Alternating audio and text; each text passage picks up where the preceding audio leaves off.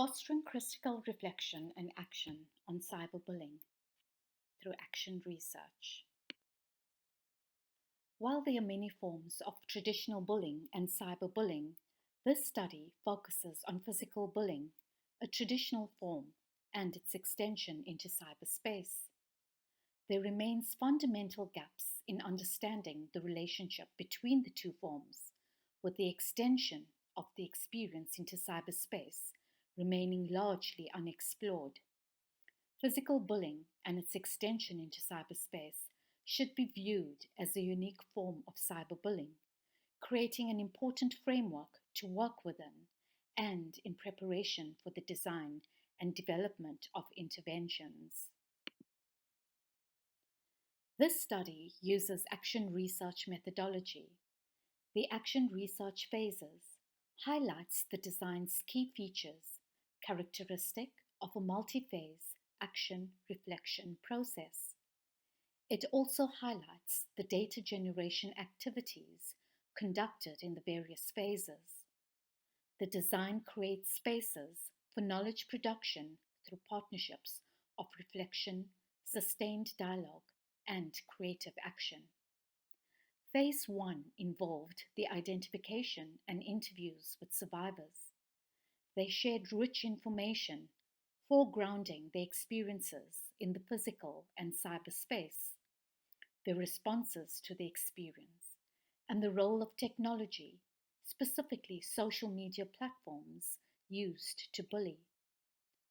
While phase 1 of the design was exploratory, survivors' lived experiences became the foundation from which the subsequent phases grew. Phase 2 was the exploration and design of interventions with youth. This was followed by the exploration and design of interventions with teachers in Phase 3. Phase 4 of the design created a space for the implementation and evaluation of an intervention with teachers and their learners. Some of the key themes from Phase 1 are presented here, with a brief discussion on the first theme to highlight some of the survivors' experiences. For example, the impact of bullying in different spaces. While survivors experienced bullying in many physical spaces, the extension into cyberspace further exacerbated the bullying, both in the physical and cyberspace. It brought into focus critical aspects of role, extent, and prevalence of spaces for the bullying to occur. A critical examination of spaces revealed that survivors' experiences were serious, prolonged, and widespread. This key theme further engendered 3 sub-themes, bringing into focus extended or traversing bullying forms, the use of technology to foment bullying, and ongoing victimization. It is beneficial for the action researcher to engage in a broader reflection guided by the data collected. One of the key questions being, is the data supporting the move towards additional data collection and or the need to take action? This helped inform the Phase 2 design. Reflecting on the data provoked an interest on the nature of conversations young adults may have, their perspectives or experiences, and how they may have witnessed or responded to survivor experiences. Partnering with and tapping into a different set of voices provided another dimension of deepening and understanding experiences held around the phenomenon. With Phase 1 being exploratory in nature, the planning and design of Phase 2 incorporated the 4 critical features of action research, namely plan, act, observe, and reflect. The Phase 2 design involved planning a workshop with a group of young adults engaged in a series of activities with materials developed from survivor experiences. Phase 2 was starting to see the possibility of the development of an intervention for this unique form of cyberbullying, revealed by interviews with survivors in Phase 1. Specific materials incorporating many of the key issues survivors brought into their discussion were developed to capture rich layers of information. The major purpose of the choice of materials developed was to foster critical thinking and learning amongst the young adults through reflection and dialogue. Online news articles were used to encourage the telling of critical stories around the phenomenon. Case profiles illuminating survivors' lived experiences in the form of scenarios were developed, and engaging in collaborative writing activities to plan and develop strategies using complex scenarios were encouraged. The following 3 slides present some examples of the materials developed. I selected online news articles that illustrated this movement or extension of bullying between online and physical spaces. It was interesting to observe how online news articles, as a media element, created opportunities for effective dialogue, and young adults, as social media users, how this activity influenced their interpretation and understanding of the phenomenon. The idea of scenario presentations emerged through my reflections on Phase 1. My own responsiveness to survivor experiences resulted in creating opportunities for young adults to explore and examine some of the complexities and uncertainties of real-life problems, as the experiences remained significant for the survivors. I probed survivor stories and selected data from the survivor transcripts that I found to be intriguing, unpredictable, surprising, and including their words of helplessness and despair. I looked for ways to how the data would be impactful and be presented more effectively for interpretation. 4 case profiles were developed, accompanied by a range of scenarios which brought into evidence both the meaningfulness and insight into the lived experiences. This insight created a space for young adults to contribute knowledge, share perspectives, build a meaning, and offer solutions to problems and challenges posed in the cases. A scenario, for example, would be, I don't think teachers could help me. Maybe they were scared themselves. Also, it is not their job. Or, things were really bad when I returned to school. The video was posted already and everybody laughed and mocked me. Each scenario will be accompanied by a researcher prompt such as decision time, make a change, provide an alternative, offer a solution. These prompts helped as a guide for young adults to respond to the experiences.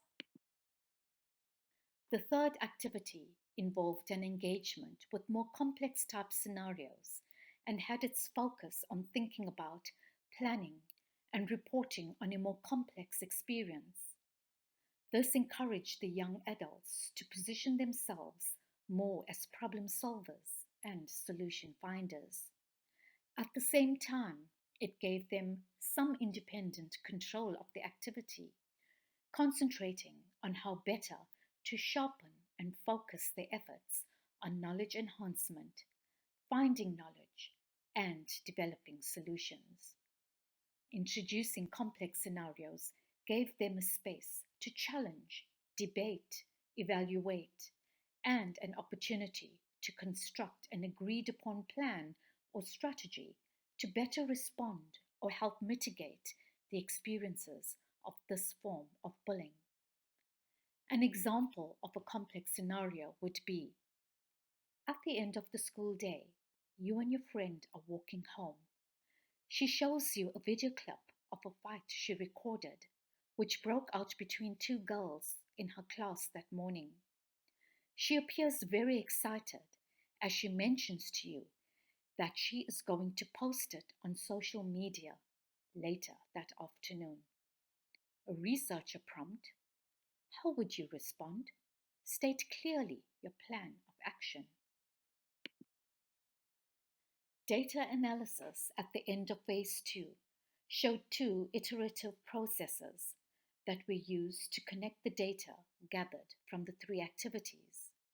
It adopted a rigorous, methodical, and practical approach to reach solutions, as the activities were proving to be useful in many ways.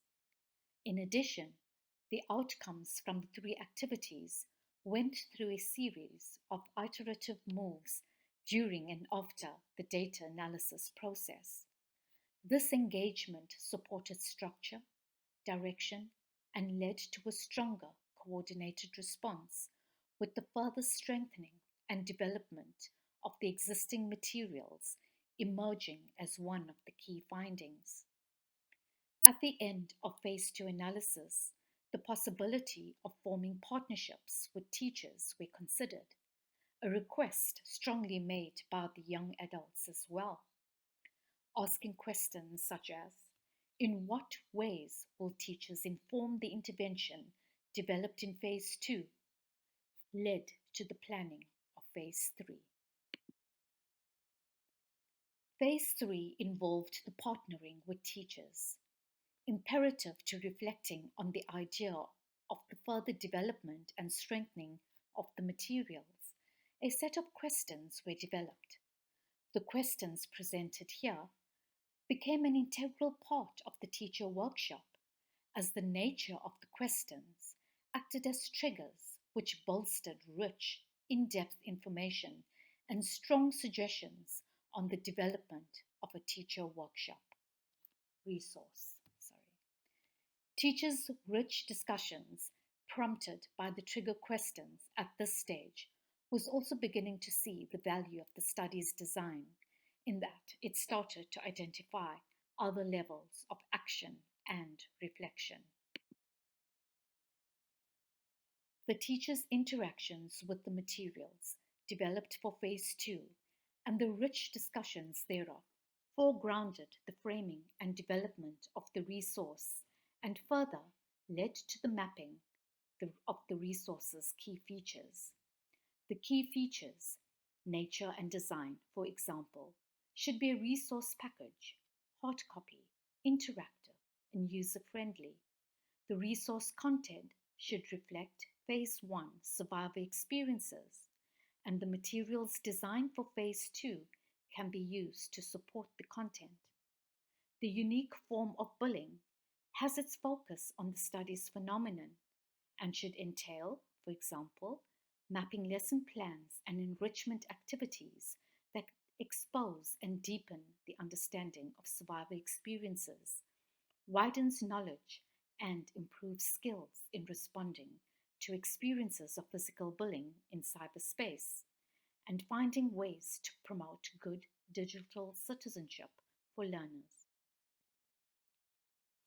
The teaching and learning style encompasses Freire's authentic practice, encouraging critical thinking, encouraging dialogue. The teaching and learning style is equally promoted through Evans' thinking of how we respond to violence in the 21st century. This is addressed and achieved through the creation of a range of creative enrichment activities accompanying the lesson plans. The nature of enrichment activities requested by teachers should include games, puzzles, scenarios, small projects, planning anti-bullying campaigns, and role play. Encompassing the key features and content of the resource helped with the structuring of lesson plans. This slide presents an example of a lesson incorporating the contributions made from the 3 phases of the action research design.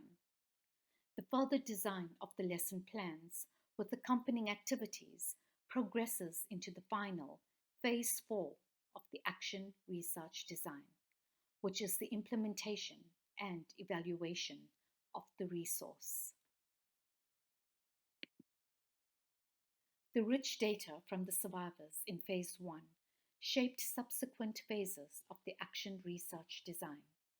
Spaces were created for collaborative knowledge production through partnerships of reflection, sustained dialogue, and creative action.